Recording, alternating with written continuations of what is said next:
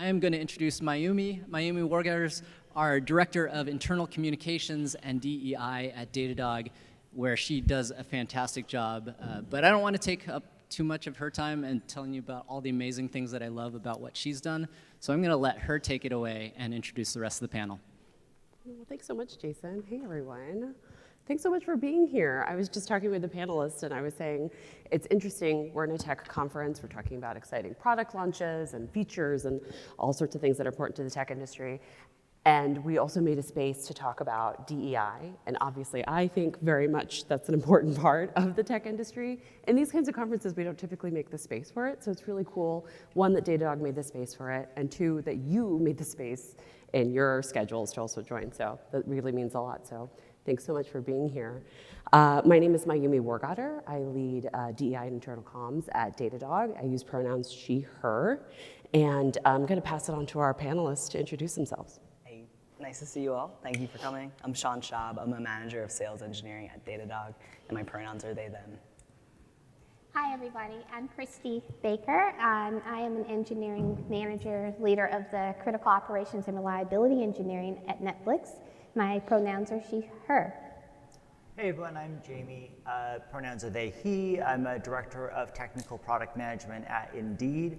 For a visual description, I am an East Asian person with hair done up like a samurai bun, wearing a clingy blue sweater and blue jeans. Thank you. Thanks for that. So we're all here. We're taking time out of our schedules to have this discussion. DEI is clearly important to us personally and professionally. And we are leaders or in positions of influence, but we know that wasn't always the case for us, right? So can you think of a time in your career where you weren't included or supported, and you had limited power to change that? And how does that influence your approach to inclusive leadership today? I'll start with Sean, because you're closest. It's funny because it's never a time where you're like directly excluded. Like no one's like, you can't do this or you shouldn't have done this. But early on in my career, this is something that Mayumi and I spent some time talking about yesterday. Transitioning, like gender transitioning, can be incredibly isolating, and it's something that I don't think necessarily has to do with gender transition. It could be really anything that you go through in your personal life where you start to kind of like isolate from others, and to make an effort to actually have to like go out and do the emotional work to then go interface with people or join up with people. So through that experience of mine, I learned the importance both of not excluding myself, but also making an effort to include other people who are potentially starting to retreat or may need some extra support. Yeah, I get that. Mm-hmm. Kristie? Yeah, I can recall a time in my career where I was filling in for the leader that I report to, and it ended up being a lot longer than anticipated. And so I asked, well, I've been doing the job at this point for like 9 months. Can I just have the job? And then finding out that I wasn't even being considered for the job, that I was good enough to do it basically for the pay of the person lower, for free, kind of for free for them for that time. And I remember when they finally did bring someone in, I had been doing the job for 15 months and nothing was on fire. And I remember as I was literally training him to lead me, he wanted all of my work, and he would ask me, hey, can you go and do this, and can you prepare this, and I need some slides for this and this. But then I would be like, oh, when's the meeting? And I was exclusively excluded, from going to these meetings, but he was taking my work and representing it as his work. And I remember when I finally got the courage to try to kind of say something, because at this point he had been on board for over 120 days. And it's like, at what point, are you going to start to do, this work, and I can go back to the job that I'm being paid to do? And I ended up just having to kind of cold turkey quit that job. because it was just so much for me. It was so overwhelming for me mentally and emotionally. But I just remember when I got to my next position, and I remember my manager there didn't know anything about this ordeal, but I remember them asking me a question, and they were just like, well, how can I best support you? And I find myself saying those words a lot today as a manager, as a leader. And I remember in that moment, I didn't have any words to offer back to that person about what does good support look like, feel like for me through my eyes, and how can I articulate that to this person. But that moment sticks out to me, because now when I ask people, like, how can I be of service to you, is what I like to say instead of how can I support you. How can I be of service to you? How can I make things better for you? I just think that it hits a little bit differently, because you don't always know what the support is that you need until you receive it, and then you're like, oh, that's what that feels like. That's what that is what it feels like to be included and to feel safe and secure and all of those things. Mm-hmm. That's also something we touched on in our conversations previously. We were talking about, Sean was saying, I think that we were so overwhelmed by the question, how are you doing? Like, I don't even know some days. And I think reflexively we're like, fine, I'm great, everything's good. But I think if you were to actually do an introspection, you're like, am I? And so you've actually flipped it to a different question. Yeah, the question I lead with in one-on-ones when I'm meeting with my employees is, what's at the top of your mind today? And similarly, how can I best support you? Because you can make a lot of assumptions based off of what you think is going on, what you know is on their plate, but they might not need any help at all. But when you ask the question, what's at the top of your mind, you get personal responses. You get to build trust. You get to learn more about them and who they are outside of work, and then also the important stuff, the business stuff. What's going on at work that I can help with? Yeah. So Jamie, I also want to give you an opportunity to answer that question. Well, I think what's really interesting about panels like this is that there are lots of different ways to look at inclusion, but I think that this is something that affects everyone, because I'm going to ask the crowd right now to just take a second and think about the last time that you were in a room and you weren't sure how you were being received, or maybe you weren't feeling supported, or you weren't sure you could say something and how that would be returned. And it doesn't have to be work, it could just be in life. And I think for most of us, we have some memory of an experience like that. And there's differing degrees of inclusion in things, but when we're talking about inclusive teams, it's not about these people are included and then everyone else is not. We really all can do a better job of making things more inclusive for each other. And when I think about times that I feel included, I loved your example of feeling supported, because all of a sudden I feel like I can do my best work. I feel like I can speak more openly about the ideas that I have. I feel that if I take a risk, I'm not going to be penalized for that. And so when we're doing this conversation, I always joke that VPs of engineering love new technology, because they're like, oh my goodness, we're going to get so much more productivity out of this. Yes, we're going to. If you just let people sleep and drink more water and relax and be able to communicate with one another, I swear your team's productivity is going to skyrocket in ways comparable to adopting new tech. Except with Datadog. Datadog is the one tech that but I think that's why this matters so much. We are at the end of the day humans, and we are social creatures, and we're just trying to build spaces where we all can work better together. Yeah, we value sleep at Datadog for sure. I wanted to touch a little bit, Jamie, I think there's a common theme we've been touching on, which is around safety. So I wanted to dig more into how the concept of safety applies to building inclusive teams and how it's something that benefits everyone on the team. Yeah, so I'm a neuroscience nerd, so I apologize if this is neurosplaining or just way too nerdy, but the way that your brain works is it basically is trapped in this black box, which is your skull, and it just gets sensory inputs in there. And what your brain tries to do is it tries to map the stimuli that it gets to your past experiences to get a sense of what's going on. And so my favorite example, this is from How Emotions Are Made. which is a fantastic book, Lisa Feldman Barrett. She was on a blind date. She wasn't really feeling the guy, but all of a sudden her heart started to race and she started to sweat a little bit. And she was like, oh, maybe I do like this person. So she's like, okay, I'm gonna go for a second date. And the second she got home, she vomited all over her apartment. It turns out she actually had the flu. But because she physiologically had the feelings of infatuation in a context of a date, her brain referred back to it, made a prediction that said, oh, maybe this is infatuation. That's actually how our brains work. We are always generating predictions based on past experiences. And that sense of safety is all our brain is actually there to do.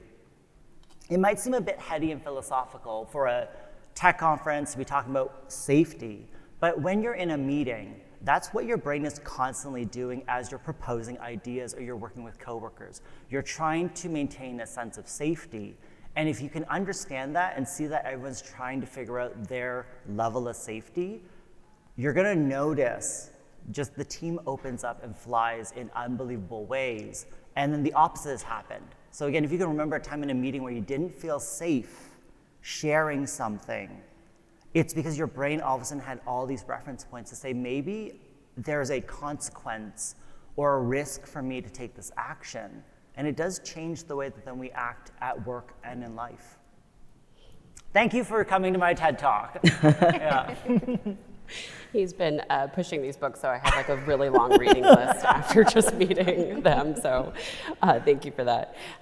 So Sean, you and I have the opportunity to work together at Datadog, a luxury, a benefit. And I know you've experienced something at Datadog that was only possible because you felt safe and supported. And we've discussed this prior, so I do know that you're comfortable talking about it, but I'd love if you could talk about having a safer space and how that enabled you to be your authentic self. Yeah, and like I alluded to this at first with my first statement on gender transition. And again, like this could be applicable to any kind of transition in life. Someone has kids, someone loses someone close to them, but to be able to transition, specifically for myself, my own experience, started, and some background context, I've been with Datadog for 5 years, and when I started, I very much came in and feared every day in the office because there's this thing that I was hiding. And it was obvious to me, it was obvious to some other people, but it wasn't obvious to strangers, it wasn't obvious to coworkers.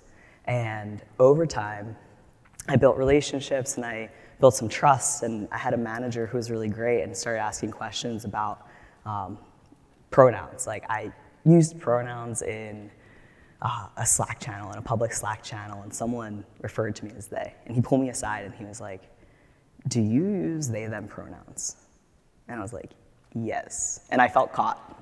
I felt outed and I felt caught. But ever since that day, when he asked me that, it then allowed me to make steps with him, alongside him, to feel safe in that space. Continuing on, I'm lucky to have my old manager here now, Lee Freer. He's our VP of sales engineering, commercial sales engineering. And I had gone through another transition. I was transitioning from our support engineering team to our sales engineering team. And that was really exciting for me, but I was terrified because I was being introduced to this whole new world of people that I didn't know. And Lee had I don't even know if you remember this, but had asked me in a meeting, what can I do for you to make this easier? And admittedly, he mentioned, like, I'm not super familiar with this, and I just want to be able to best support you. And I took that as a moment of leadership that I carry through now for other people.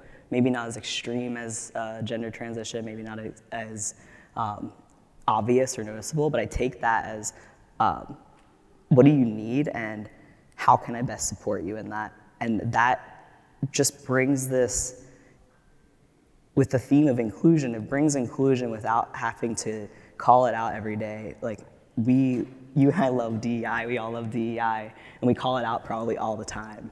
But it's just the actions of continuing to do it and continuing to make these small changes and these small tweaks that they're not going to make these huge grand impacts on DEI overall, but they're going to start to chip away at some of the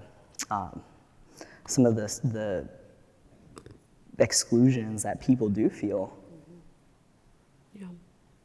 And it's interesting, I think, as underrepresented folks, sometimes we feel like we don't have a ton of power and privilege, but we do. Sharing pronouns is probably one of the easiest things that we can do. And we've discovered in kind of this, pandemic world where we were all forced to be virtual, it was such an easy way for us to just put it in like our Zoom title. And then it was like, when that went away, we were like, how do we tell people? And so I think having leaders who create that precedent, who create that space and use their power and privilege to basically give permission and set the tone, even if it's something that they present, in a more straightforward way than others do. It's just that. It's that easy. May I? Yeah, please. To that point also, like through the pandemic, I had gotten very comfortable working at home. It was easy, the bathroom was accessible. I didn't have to introduce myself newly to anyone. My pronouns were there. And then as the pandemic started to end, there was a lot of anxiety I had going back to the office and kind of having to reintroduce myself. And then I was lucky enough to have the support of my team to be able to go remote and to be able to kind of work with that. It's not that I don't want to be in the office. It's just sometimes it's a lot easier to exist in that way. And if you think about that and extract that to other people, how accessibility could be easier for people who are remote with disabilities, or being able to read from a Zoom prompt versus being in a meeting and not necessarily being able to hear someone. So all of the little pushes towards inclusion that remote provides, having that balance is very important. Yeah. And also on the flip side, having representation visible in the office, that value of making sure there's not an erasure of underrepresented folks who are only remote, and then we don't see them and we're not making spaces for them and we're not being conscious about that too. So it's a really delicate balance that I think we're all trying to navigate post-pandemic. Yeah, one thing that's interesting about the pandemic, so I lived alone during the pandemic, which was, I know that there were people who had kids running around, that was very stressful, but then also only being by yourself the whole time is very stressful as well. So I actually became a mindfulness instructor during that time because I needed something to do. And one of the exercises we did was to figure out where to put a desk and a chair. Some people prefer to sit facing the door, and that makes them feel more comfortable and able to do work. And some people can sit away or they're back facing a door. And so I'm actually sitting here looking at all of you and where you chose to sit. And it kind of makes me a bit curious, because why did you choose the seat that you sat in, and does it make you feel comfortable? And yesterday, actually, at the speakers dinner that we had, we were chatting with someone and she positioned herself. She was like, oh, I like to stand here. And it reminded me that I loved that there was a self-awareness of understanding how we feel safety in the spaces that we're in. And so when we talk about return to office, like, there's so many layers to that. I can't work in an office, like an open office space. Too much noise actually overwhelms me because I'm an auditory processing person. Inclusion is like all across all those different dimensions. Like, how do I work well? How do I feel comfortable working? And it can sometimes feel like a rabbit hole to go down these things, because it is easy to trivialize, right? You could say, you're just sitting somewhere. Why does that matter? But at the same time, what I love is bringing curiosity to it and going, well, wait a second, why does that bother me? And how do I make myself feel better? If it makes me feel a little bit better to just be by the window and be able to see a plant outside, that's like kind of cool that you have that additional piece of information about yourself now and what makes you feel more comfortable. And I really want that for everyone. Yeah, thank you. Kristie, I actually wanted to ask you about this. So we know that we're never one thing. There's so much intersectionality and facets of who we are, and diversity is not only what is visible. What's your approach to hiring that looks beyond these characteristics of race and gender to advance diversity? Yeah, so I've done a lot of hiring at Netflix, completely turned over the team that I lead now, and I'm hiring now, SRE, if anybody's interested, see me. Shameless plug. I have engineering personas, and it's not my idea. I stole it from, I can't remember his name, but someone who wrote a book about this. And I have engineering personas that I mapped out that I needed, that were necessary to be successful on my team. And so some of those personas were around, like I joked over in the speaker room, you know, I ask candidates all the time, do you like people? Because we really deal with a lot of people. You have to talk to a lot of people, even though we're in engineering. You really have to like people to be good at this job. We have 4 different personas that we look for. And so it's not just about making sure that people look differently on the team, or I think about geographic concerns because my team is all geographically dispersed. We have people on the East Coast, the West Coast, have people in Washington State, people in Florida, like they're everywhere. And having a balance, because I remember when the first East Coast person that we hired, 6 months in, he was like, are you interested in hiring other people on the East Coast? Because I feel a little lonely when I'm up at 6 o'clock in the morning, you know, California time, working on things. And that just kind of like, it made me look at things like very differently. So I was very intentional about making sure that I had time zone awareness, those personas, because we wanted to be able to hire not just smart people technically, but people that were going to bring something to the team that it already doesn't have for additivity. And that doesn't always come in the technical space. Sometimes that comes in that, we like to call them softer skills. I think they're really hard skills. So looking for people that maybe had an interest in training, you know, or people that used to be a teacher, or people that, you know, I don't know, just really interesting things like, oh, this person, you know, plays a couple of instruments. Like, what does that bring to their work, you know? And I found that people really appreciated the opportunity to bring those other parts of themselves into the space and figure out, how can we use this? Like, is this something that will help us have better awareness of our users? Or, you know, I'm left-handed, so I'm always, you know, bringing up, oh, does that work for left-handed people, you know, and things like that. And you also are a military veteran. And so when we think about, you mentioned, oh, this person used to be a teacher. I think we don't traditionally think of military veterans in the tech space, but they are actively seeking, new tech as they are entering civilian life. There's a ton of intersectionality. There's a ton of leadership skills that they are experiencing in the military as well, which I'm sure you're well aware of. So it's really broadening our perspective of what that candidate could look like, could be. Yeah. There's so much around. I think, one of the things I learned and love about being queer was that it made me really self-aware about the things that I'm supposed to hide and the things that I'm supposed to be allowed to say aloud and be, and how do I present.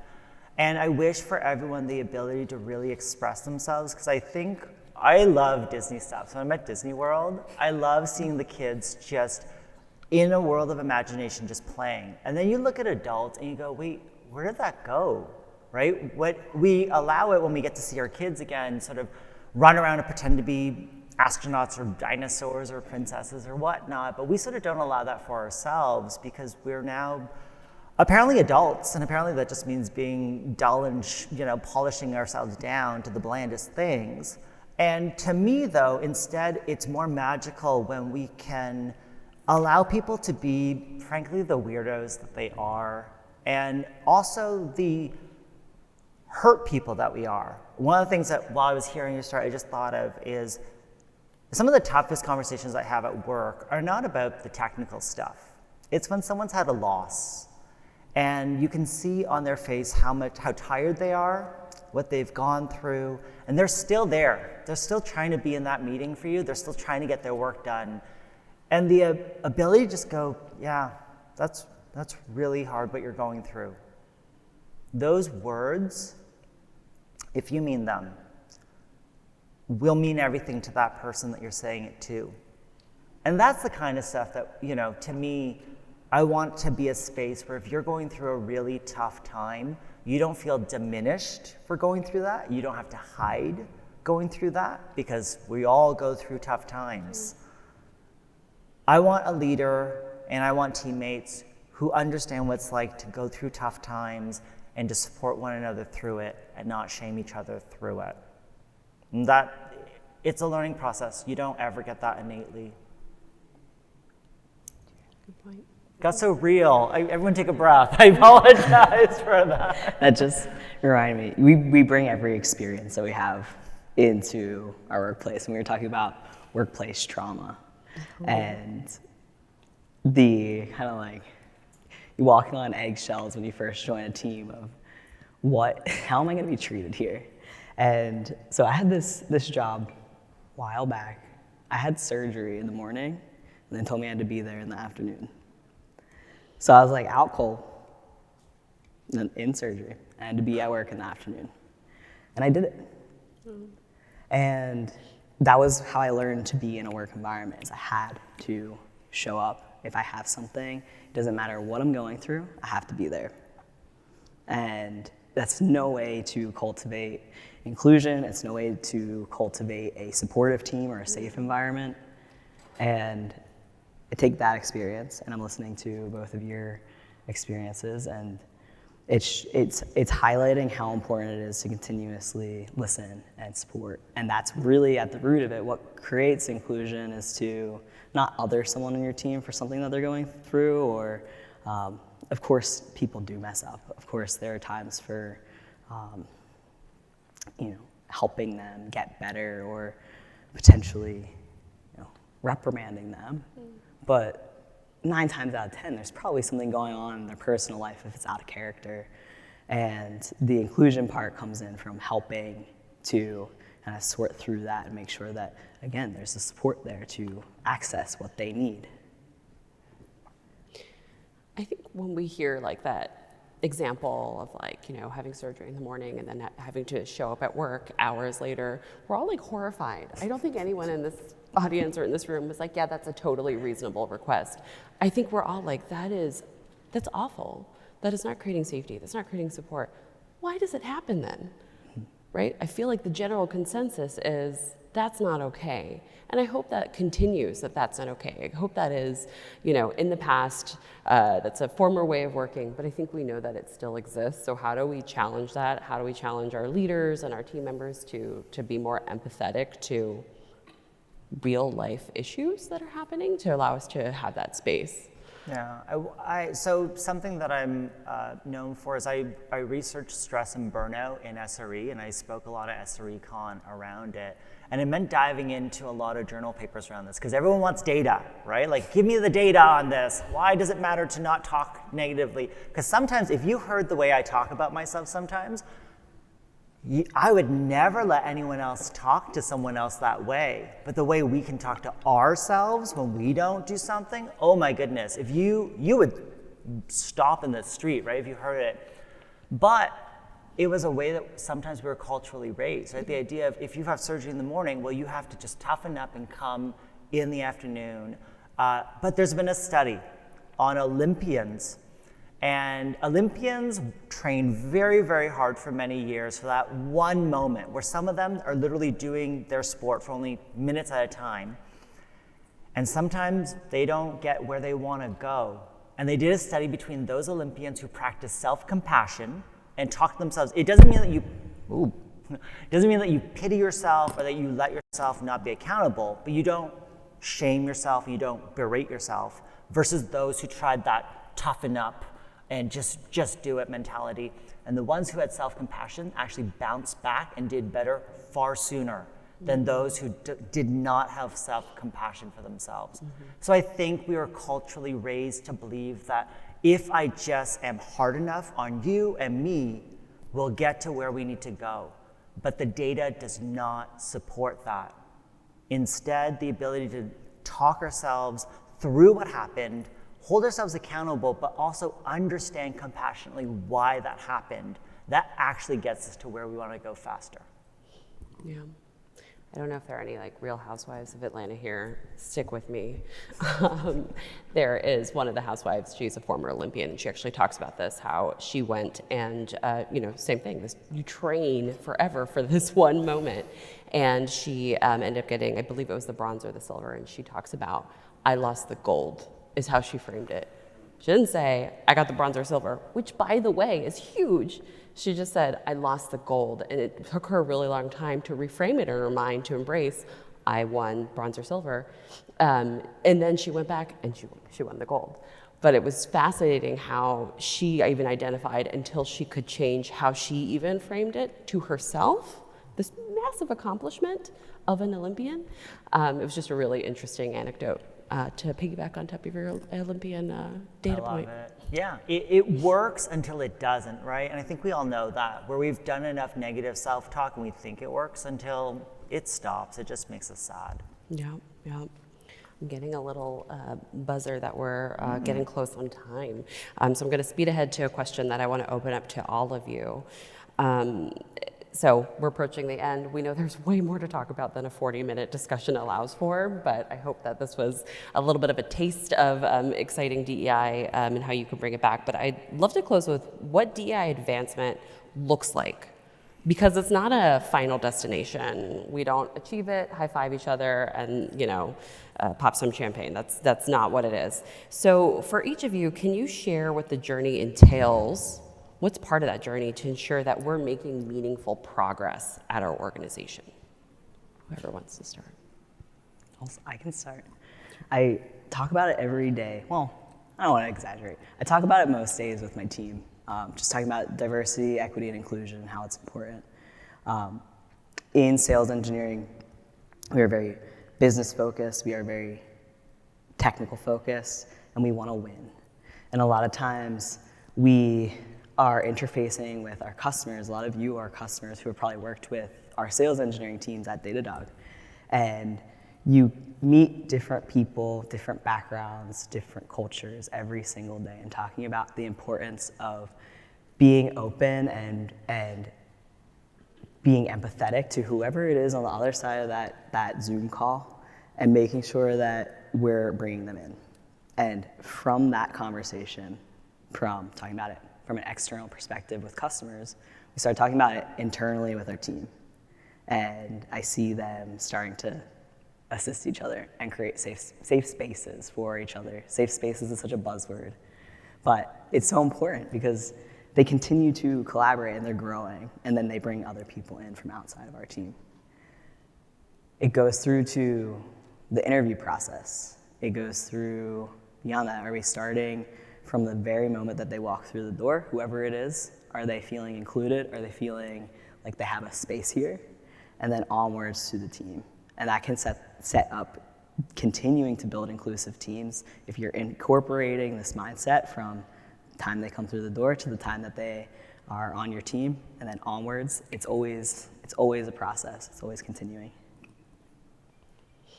I can follow up on that. I think that remaining curious and always being open-minded about learning about other people, and knowing that you'll never know everything, and you may not even be able to understand it, but respecting it, And so I try to remain curious. I try to encourage my community, my team, folks around me to remain curious and to approach things with a curiosity of asking questions rather than judging. And that's hard because as humans, I think it's human nature to judge things based off of your own set of values or your own set of what's right and wrong or what's black and white. So that's one thing, always learning. The other thing is empathy.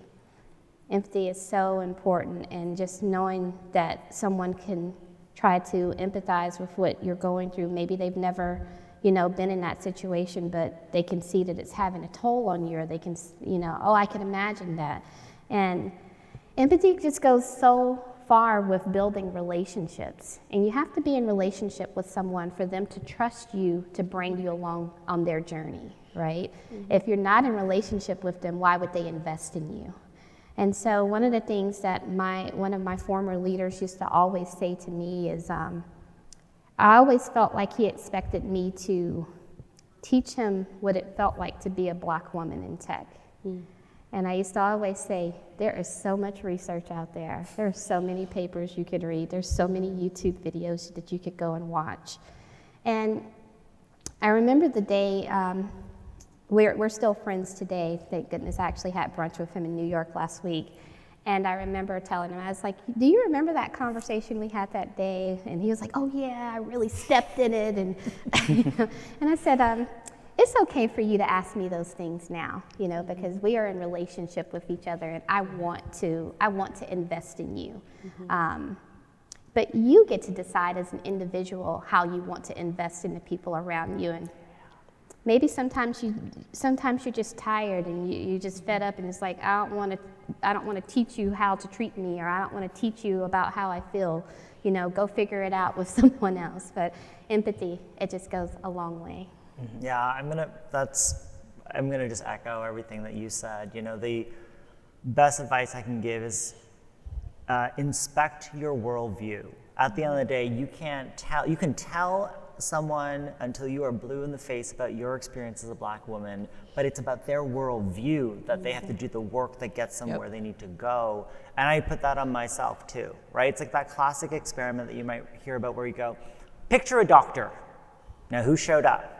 Was it a white man in a white coat? Like, is that the first image that came up?